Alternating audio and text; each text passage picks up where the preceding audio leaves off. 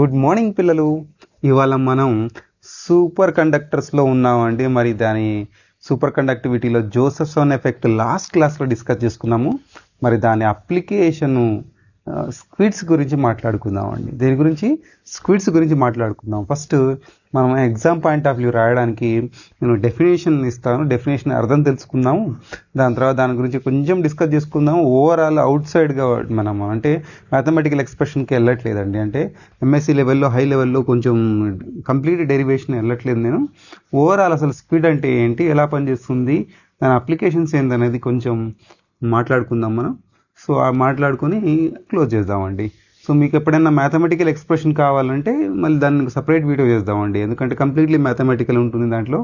So it will go for 7 అంటే ఎక్కువ long క్వశ్చన్గా మనకు పనికి వస్తుందండి మనకి. ఓకేనా పిల్లలు? చలో డెఫినేషన్కి వెళ్దామా పిల్లలు? చలో డెఫినేషన్కి వస్తే మనం squid is consisting of A super conducting loop containing one or more Josephson junctions. When magnetic field pass through the loop, then it induces a charges in the quantum phase of the superconductivity. So ఏమంటున్నాడు అంటే ఇక్కడ SQUID is consist of superconducting loop అని అంటున్నాడు. అంటే మనం ఒక superconducting loop తీసుకుందామండి. So నేను ఇక్కడ ఒక సూపర్ కండక్టింగ్ లూప్ తీసుకున్నాను. ఇది మన సూపర్ కండక్టింగ్ లూప్. ఓకేనా?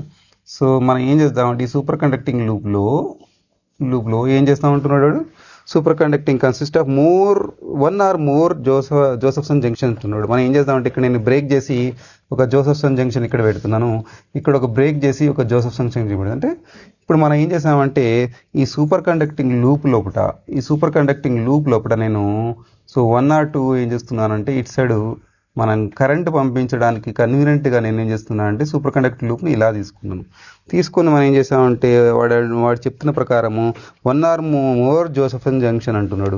మనం ఏం చేయాలంటే ఇక్కడ జోసెఫ్సన్ జంక్షన్ ఇక్కడ వీక్ లింక్ ఇక్కడ పెట్టేస్తే అయిపోతుంది మనకి ఇక్కడ. సో నేను ఇక్కడ చూడండి జోసెఫ్సన్ జంక్షన్ ఇక్కడ పెట్టేశాను నేను. సో ఈ రెండింటి మధ్యలో ఒక జోసెఫ్సన్ జంక్షన్ పెట్టాను. ఇక్కడ ఈ రెండింటి మధ్యలో మనం జోసెఫ్సన్ జంక్షన్ పెట్టేసాము ఇట్లా. ఓకేనా?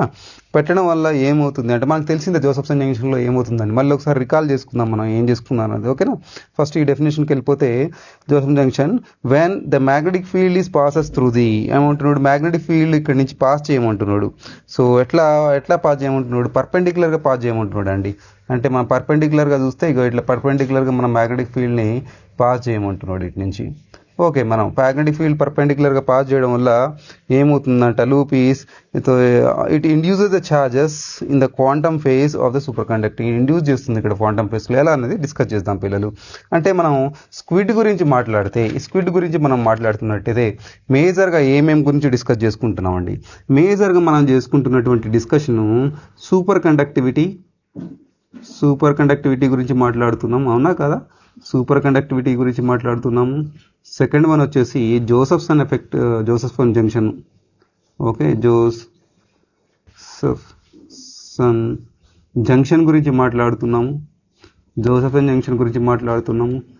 నెక్స్ట్ థర్డ్ వచ్చేసి మ్యాగ్నెటిక్ ఫ్లక్స్ క్వాంటైజేషన్. ఇది మనకి ఇంపార్టెంట్ అండి. ఇది ఏంటండి, మ్యాగ్నెటిక్ ఫ్లక్స్ క్వాంటైజేషన్.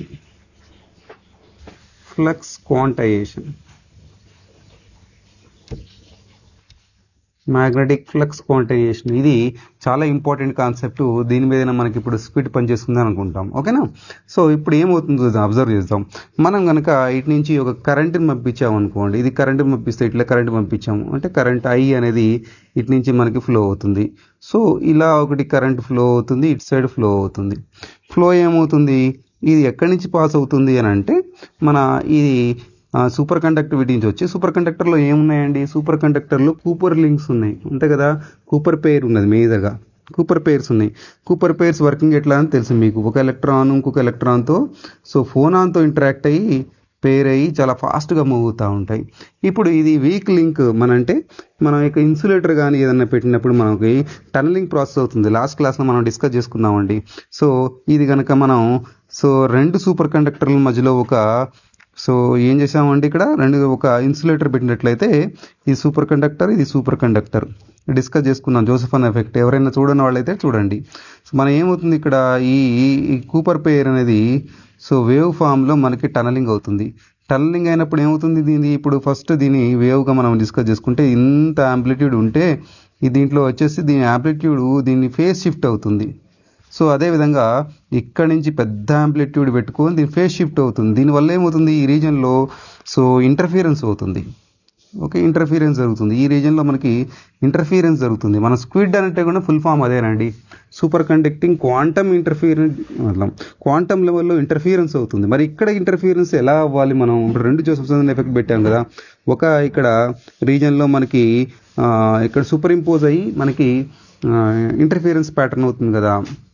మరి ఇక్కడ క్వాంటమ్ ఎట్లా అవుతుందని అంటే, ఇప్పుడు మనం మ్యాగ్నెటిక్ ఫీల్డ్ అప్లై చేయడం వల్ల అకార్డింగ్ టు మీజ్నర్ ఎఫెక్ట్ గుర్తు చేసుకుని మనం మీజ్నర్ ఎఫెక్ట్ కనుక మనం అబ్జర్వ్ చేసినట్లయితే ఒక సూపర్ కండక్టింగ్ రింగ్ తీసుకొని ఇది normal phase, super conducting phase, normal phase, ఇది సూపర్ కండక్టింగ్. నార్మల్ ఫేజ్లో ఏమవుతుంది, అన్ని మ్యాగ్నెటిక్ ఫ్లక్స్ లైన్స్ అనేది అన్నీ ఇట్లా మూవ్ అవుతూ ఉంటాయి. మ్యాగ్నెటిక్ ఫ్లక్స్ లైన్స్ అనేవి ఇలా మూవ్ అవుతూ ఉంటాయి, అంటే లోపల నుంచి కూడా వెళ్తాయి. ఇది నార్మల్ పొజిషన్లో, ఇది నార్మల్ కండక్టర్లలో. ఇది మనం ఒక టెంపరేచర్ ఎంతో కొంత పెట్టినప్పుడు, అంటే టీ టెంపరేచర్ అనేది గ్రేటర్ దాన్ టీసీ కన్నా తీసుకుంటే ఎక్కువ. అదే కనుక టీ టెంపరేచర్ మనకు టీసీ కన్నా క్రిటికల్ టెంపరేచర్ కన్నా తక్కువ తీసుకుంటే అన్ని ఫ్లక్స్ లైన్స్ కూడా మనకి రిపెల్ అవుతాయి, అన్ని ఫ్లక్స్ లైన్స్ కూడా రిపెల్ అవుతాయి. ఇది మనకు తెలిసిన విషయం మీజ్నర్ ఎఫెక్ట్లో, ఇది మనకు తెలిసిన విషయం. ఇప్పుడు ఏంటిది, ఇప్పుడు మనకి అబ్జర్వ్ చేసినట్లయితే ఇక్కడ మనకి అదే మీజ్నర్ అంటే లండన్ పెనిట్రేషన్ డెప్త్ గురించి మనం మాట్లాడుకుంటే మీకు తెలిసిన విషయం ఇది లండన్ పెనిట్రేషన్ డెప్త్ అంటే దీనివల్ల ఈ మ్యాగ్నెటిక్ ఫీల్డ్ వల్ల ఎంతో కొంత కరెంట్ ఇక్కడ ప్రొడ్యూస్ అవుతుంది. ఆ ప్రొడ్యూస్ అయిన కరెంటు ఈ మ్యాగ్నెటిక్ ఫ్లక్స్ లైన్స్ని ట్రాప్ చేస్తుంది, ట్రాప్ చేసి లోపలిని తీసుకొస్తుంది. ఈ ట్రాపింగ్ ఇప్పుడు ఈ కరెంట్ అనేది ఇటు నుంచి వస్తుంది, మనకి అర్థమైందా. ఇదే కండిషన్ మనం అబ్జర్వ్ చేసినట్లయితే ఇప్పుడు మనకి ఏమవుతుంది, ఇక్కడ ఏదో ఒక మ్యాగ్నెటిక్ ఫీల్డ్ ఇక్కడ మనకి ట్రాప్ అవుతుంది. ట్రాప్ అవ్వడం వల్ల ఇదొక మనకి కరెంట్ని ప్రొడ్యూస్ చేస్తుంది. ఇప్పుడు మనం ఈ కరెంట్ని I అనుకున్నాం అనుకోండి, ఇక్కడ రాగానే మనకి I/2 సగం అయిపోతుంది, ఇక్కడ రాగానే I/2 సగం అయిపోతుంది. నేను కొంచెం ఎరేజ్ చేసుకుంటా అండి ఈ ప్రాబ్లమ్ని. సో ఇక్కడ I/2 ఇక్కడ I/2 అవుతుంది కదా అండి. I/2 అయినప్పుడు మనకి దీనివల్ల ఈ మ్యాగ్నెటిక్ ఫీల్డ్ వల్ల మనకు తెలిసిన విషయం, మ్యాగ్నెటిక్ ఫీల్డ్ వల్ల మనకి మ్యాక్స్వెల్ ఈక్వేషన్స్ గుర్తున్నాయో లేవో మీకు. సో మ్యాక్స్వెల్ ఈక్వేషన్స్ రెండు ఉన్నాయి మనకి. ఇక్కడ ఏమవుతుంది, E.dl = rate of change of flux -∂π/b/dt అంటే మ్యాగ్నెటిక్ ఫ్లక్స్ ఎలక్ట్రిక్ ఫీల్డ్ని క్రియేట్ చేస్తుంది. ఇంకొకటి మనం అర్థం చేసినట్లయితే సో B.dl = μ0I. ఓకేనా, కరెంట్ అనేది మనకి మ్యాగ్నెటిక్ ఫీల్డ్ వల్ల కరెంట్ ప్రొడ్యూస్ అవుతుంది, అవునా కదా. సో ఇప్పుడు మనం కరెంట్ ప్రొడ్యూస్ అవుతుంది అనుకోండి, దీంట్లో కరెంట్ ఎలా ప్రొడ్యూస్ అవుతుంది, కరెంట్ ఇలా ప్రొడ్యూస్ అవుతుంది అనుకోండి, ఒక సైడ్లో J అనుకుందాం మనం, ఇది కరెంట్ ఇలా ప్రొడ్యూస్ అవుతుంది అనుకోండి. ఇప్పుడు ఏమవుతుంది, ఈ డైరెక్షన్లో పోతుంది కాబట్టి ఈ కరెంట్ ఇక్కడ యాడ్ అవుతుంది దీనికి I+2 + J. ఇక్కడ ఏమవుతుంది, ఇక్కడ కనుక మనం ఈ జంక్షన్లో కనుక అబ్జర్వ్ చేసినట్లయితే కరెంట్ అనేది ఇక్కడ సబ్ట్రాక్ట్ అవుతుంది, అంటే ఫేజ్ డిఫరెన్స్ అనేది జరుగుతుంది. అంటే ఇంటర్ఫియరెన్స్ అవ్వడానికి మెయిన్ కాన్సెప్ట్ ఏంటి, మనకి ఫేజ్ డిఫరెన్స్. ఓకేనా, సూపర్ కండక్టర్ నడుస్తుంది, జంక్షన్ ఫోనాన్ జంక్షన్ అనేది కనబడదు మనకి, జోసెఫ్సన్ జంక్షన్ అనేది కనబడది. సో మ్యాగ్నెటిక్ ఫ్లక్స్ క్వాంటైజేషన్ వల్ల ఓకే ఈ మ్యాగ్నెటిక్ లైన్స్ అనేవి ట్రాప్ అయిపోయి దీంట్లో మనకి ట్రాప్ అయ్యి ఏం చేస్తున్నాయంటే ఒక సైడ్ ఫేజ్ని ఎక్కువ చేస్తున్నాయి, ఒక సైడ్ ఫేజ్ని తక్కువ చేస్తున్నాయి. ఇవి రెండు ఇంటర్ఫియర్ అవుతాయండి. ఇక్కడ రెండు ఇంటర్ఫియర్ అయిపోయి ఫ్లక్స్ క్వాంటైజేషన్ మీకు ఇంటర్ఫియర్ ప్యాటర్న్ క్రియేట్ చేసి ఒకటి మ్యాక్సిమా ఏమంటారు, so crust and crust, rough and tough నడుస్తుంది కదా. ఓకే, మ్యాక్సిమా మినిమా కండిషన్స్ మనకి వచ్చేస్తాయి ఇక్కడ. ఓకేనా, మ్యాక్సిమా మినిమా కండిషన్స్ మనకి కూడా వచ్చేస్తాయి. దీన్ని మనం ఏమంటామంటే ఫ్లక్సాన్ అని అంటాము. ఫ్లక్సాన్ మనం ఎలా ఇండికేట్ చేస్తామంటే ఈ ఫ్లక్స్ వల్ల ప్రొడ్యూస్ అయ్యేది. సో ఫ్లక్సాన్ గురించి మాట్లాడితే నేను so π = NH multiply integral of NH/2E. దీన్ని మనం ఫ్లక్సాన్ అని అంటామండి. In terms of fluxon 1 fluxon 2 3 4 5. So ఈ fluxon value all the constant H value ఈ వాల్యూ కనుక మనం పెట్టినట్లయితే ఈ ఫ్లక్సాన్ వాల్యూ మనకి ఎంత వస్తుంది అని అంటే సో 2.68 టెస్లా మనకి కానీ వెబ్లో కానీ మనకు వస్తుంది, వెబర్లో కానీ వస్తుంది. ఓకే, వెబర్లో కానీ మనకి ఈ వాల్యూ వచ్చేస్తుందనండి. అంటే ఈ ఫేజ్ చేంజ్ వల్ల ఈ మ్యాగ్నెటిక్ ఫీల్డ్ వల్లనే ఈ ఫేజ్ చేంజ్ జరుగుతుంది, ఈ మ్యాగ్నెటిక్ ఫీల్డ్ వల్లనే ఈ ఫేజ్ చేంజ్ వస్తుంది. ఈ ఫేజ్ చేంజ్ వల్ల మనకి ఇంటర్ఫియరెన్స్ ప్యాటర్న్ వస్తుందండి. సో స్క్విడ్లో ఇంటర్ఫియరెన్స్ అనే వర్డ్ మనకు ఎక్కడి నుంచి వస్తుంది, ఆ చదివిన వల్ల ఏమవుతుంది సార్ అని అంటే, ఇప్పుడు కొంచెం మ్యాగ్నెటిక్ ఫీల్డ్లో ఎటువంటి చేంజెస్ వచ్చినా కూడా ఈ కరెంట్లో కనుక చేంజెస్ వస్తుంది అంటే ఇంటర్ఫియరెన్స్ ప్యాటర్న్ మీకు ఎంత స్మూతో మీకు తెలుసు, మీకు విషయం ఆ విషయం తెలిసిందే మీకు. కొంచెం చేంజ్ వచ్చినా కూడా దాంట్లో ట్రస్ట్లో చేంజ్ వచ్చేసి నా మ్యాక్సిమా minima condition constructive and destructive interference నడుస్తుంది. అంటే కొంచెం చేంజ్ వచ్చినా కూడా మనకు వోల్టేజ్ ఫామ్లో మనకు కనబడుతుంది. అంటే లైట్ మ్యాగ్నెటిక్ ఫీల్డ్ ఉన్నా కూడా మనకి తెలిసిపోతుంది, మనకి. సో దీనికి చాలా అప్లికేషన్స్ ఉన్నాయి మనకి, ఓకేనా. సో ఎంఆర్ఐ స్కాన్లో మనం బ్రెయిన్లో మనం ఎటువంటి సిగ్నల్స్ బయాలజికల్గా దాన్ని గుర్తుపెట్టడానికి ఎలక్ట్రానిక్ సర్క్యూట్స్లలో చాలా ఉపయోగపడుతుంటాయి ఇవి మనకి. సో స్క్విడ్స్ అనేవి మనకి, ఓకేనా పిల్లలు. ఈ స్క్విడ్స్ ఈ అప్లికేషన్స్లో మనం కనుక అబ్జర్వ్ చేసినట్లయితే, ఇంకా దీన్ని మనం కొంచెం గ్రాఫిటికల్గా అబ్జర్వ్ చేసినట్లయితే ఎలా ఉంటుంది మనం కనుక అబ్జర్వ్ చేద్దాం. ఇక్కడ కొంచెం గ్రాఫిటికల్గా కొంచెం వన్ వర్డ్లో నేను క్లియర్ చేస్తాను, నేను గ్రాఫిటికల్గా ఎలా ఉంటుంది అనేది క్లియర్ చేస్తున్నాను ఇక్కడ నేను, ఓకేనా. సో నేను మనకి అబ్జర్వ్ చేసినట్లయితే ఇక్కడ సో ఒక గ్రాఫ్ ఏం చెప్తుందంటే మనకి ఒక గ్రాఫ్ వచ్చేసి, ఓకే, ఇక్కడ ఫ్లక్స్ వర్సెస్ కరెంట్ డెన్సిటీ చూడండి. ఇక్కడ మనం ఈ ఫ్లక్స్ పెరిగే కొద్దీ కరెంట్ అనేది డ్రాస్టికల్గా ఇలా పెరుగుతుంది, మ్యాక్సిమం వాల్యూ పెరుగుతుంది, అవునా కదా. సో మ్యాక్సిమం వాల్యూ పెరిగి మనకి ఈ ఫ్లక్స్ వల్ల కరెంట్ అనేది పెరుగుతుందా లేదా సేమ్ డైరెక్షన్లో. మళ్ళీ ఆపోజిట్ సైడ్ కాగానే ఇది మళ్ళీ ఏమవుతుంది, రివర్స్ అయిపోయి ఇట్లా, అంటే ఈ ఫ్లక్స్ అనేది మళ్ళీ పెరుగుతుంది. ఇక్కడ ఈ ఫ్లక్స్ అనేది π/2 దగ్గర ఈ వాల్యూ వస్తుంది, మళ్ళీ నెక్స్ట్ π దగ్గర ఈ వాల్యూ వస్తుంది, ఇట్లానే కంటిన్యూ అవుతుంది మళ్ళీ, ఓకేనా. సో ఇలానే కంటిన్యూ అయ్యి మళ్ళీ మ్యాక్సిమం వాల్యూ వచ్చేస్తుందండి. మ్యాక్సిమం వాల్యూ కంటిన్యూ అయ్యి మళ్ళీ మ్యాక్సిమం వాల్యూ వచ్చేసి మళ్ళీ ఇక్కడ మినిమం వాల్యూ వచ్చేసి మళ్ళీ మ్యాక్సిమం వాల్యూ వచ్చేస్తుంది, ఓకే.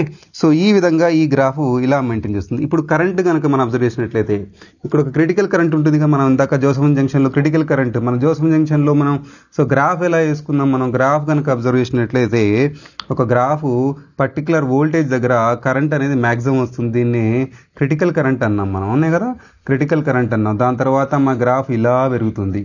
సో దీనికి ఇలా వచ్చేసి మన గ్రాఫ్ ఇలా పెరుగుతుంది, అవునా. ఇది కదా మనం అబ్జర్వ్ చేసినటువంటి గ్రాఫ్. ఈ క్రిటికల్ కరెంటు, దీని క్రిటికల్ కరెంటు రెండు కలిపి 2IC అవుతాయి మనకి ఈ critical current. So critical current versus మనకి ఫ్లక్స్ గురించి మాట్లాడితే మ్యాక్సిమం ఎట్లుంటుంది మనకి ఎప్పుడు అప్లై అయినటువంటి అంటే మ్యాగ్నెటిక్ ఫీల్డ్ అప్లై అయినప్పుడు మనకి క్రిటికల్ కరెంట్ అనేది మ్యాక్సిమం ఉంటుంది మనకి మ్యాగ్నెటిక్ ఫీల్డ్ అప్లై అయినప్పుడు. అంటే ఈ జోసెఫన్ జంక్షన్ దాని పని దాన్ని చేసుకుందంటే సో మనకి ఈ ఐసీ ప్లస్ దీనివల్ల వచ్చినటువంటి ఐసీ క్రిటికల్ కరెంట్ అనేది మ్యాక్సిమం ఉంటుంది. ఎప్పుడైతే మ్యాగ్నెటిక్ ఫ్లక్స్ అప్లై చేసామో అకార్డింగ్ టు లెంజ్ లా ఏం చెప్తుందో మనకి అంటే ఏదైతే కరెంట్ ప్రొడ్యూస్ అవుతుందో సో ఆల్రెడీ ప్రొడ్యూస్ చేసేదానికి ఆపోజిట్గా ఉంటుంది. అంటే ఈ కరెంట్ జే అనేది ఈ మనం అప్లై చేసినటువంటి ఈ కరెంట్కి ఆపోజిట్గా ఉంటుంది. దానివల్ల ఏమవుతుంది, తగ్గుతుంది కొంచెం, ఓకే, తగ్గిపోతుంది కరెంట్. మళ్ళీ ఏమవుతుంది, మళ్ళీ డైరెక్షన్ ఇట్లా చేంజ్ చేసుకునే ఫేజ్లో మళ్ళీ పెరుగుతూ ఉంటుంది, ఓకే, మళ్ళీ తగ్గుతుంది, మళ్ళీ తగ్గుతుంది. అంటే ఈ π/2 దగ్గర ఈ వాల్యూ తగ్గుతుంది, మళ్ళీ పెరుగుతుంది π దగ్గర, మళ్ళీ 3π/2 దగ్గర మళ్ళీ అవుతుంది, అంతే కదా 2π అవుతుంది కదా, 3π/2 దగ్గర మళ్ళీ తగ్గుతుంది, మళ్ళీ ఇక్కడ 2π దగ్గర పెరుగుతుంది, 5π/2 దగ్గర మళ్ళీ తగ్గుతుంది. సో ఓకే, ఈ విధంగా ఈ గ్రాఫ్ కంటిన్యూ అవుతుంది. అంటే సెన్సిటివ్ అన్నట్టు మన కరెంట్ ఫైండ్ అవుట్ చేయడానికి సెన్సిటివ్, మనకి magnetic flux versus voltage find out చేయడానికి ఇది ఒక బెస్ట్ మనకి సెన్సార్ అని చెప్పుకోవచ్చు స్క్విడ్స్ అనేది. అందుకనే సో క్వాంటమ్ కంప్యూటర్స్లలో ఈ స్క్విడ్ చాలా వాడుతున్నారు పిల్లలు. ఇది అర్థమైపోయిందా? మన ఎగ్జామ్లో రాయాల్సింది ఏంటి, ఇప్పుడు డెఫినేషన్ వాడుతున్నాము, డెఫినేషన్ తర్వాత ఈ డయాగ్రామ్ వేసి ఈ కాన్సెప్ట్ మనం రాస్తున్నాము, ఎట్లా ఫేస్ క్రియేట్ అవుతుంది, ఫ్లక్సాన్ అంటే ఏంది రాసాము, రెండు గ్రాఫుల గురించి డిస్కస్ చేసాము. ఇదండి ఓవరాల్ ఐడియా అబౌట్ స్క్విడ్ గురించి. ఇది మనం మ్యాథమెటికల్ ఎక్స్ప్రెషన్స్ ఏమీ రాయట్లేదండి, దీంట్లో మ్యాథమెటికల్ ఎక్స్ప్రెషన్ కావాలంటే సపరేట్ ఒక తీసుకుందాము, కంప్లీట్ మ్యాథమెటికల్ ఈక్వేషన్స్ దీని గురించి డిస్కస్ చేద్దాం, క్వాంటమ్ మెకానికల్గా డిస్కస్ చేద్దామండి. ఇది క్వాంటమ్ మెకానికల్ కాన్సెప్ట్. ఓకేనా పిల్లలు? థ్యాంక్ యూ అండి, నెక్స్ట్ క్లాస్లో కలుద్దాం.